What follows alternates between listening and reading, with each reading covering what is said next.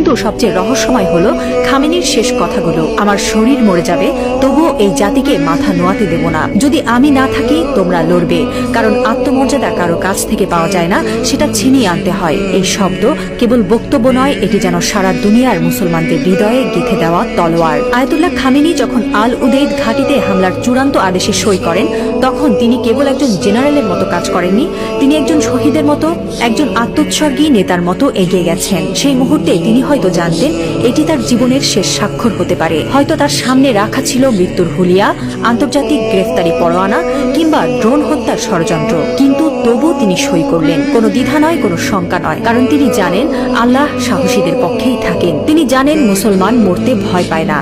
যারা আল্লাহর পক্ষে থাকেন তারা জানে মৃত্যু মানেই পরাজয় নয়, বরং আত্মত্যাগী বিজয়ের শুরু। এই একজন মানুষ এখন আর কেবল ইরানের নেতা নন, তিনি হয়ে উঠছেন সারা বিশ্বের মুসলিম উম্মার প্রতীক। একজন বিশ্বাসী, একজন অটল মুজাহিদ, একজন সাহসী পিতার মতো তিনি বলছেন, আমি থাকি বা না থাকি তোমরা লড়বে। হ্যাঁ মুসলিম উম্মাহ, তোমরা মাথা নিচু করো না। লা ইলাহা ইল্লাল্লাহ, আল্লাহ ছাড়া আর কোনো ইলাহ নেই।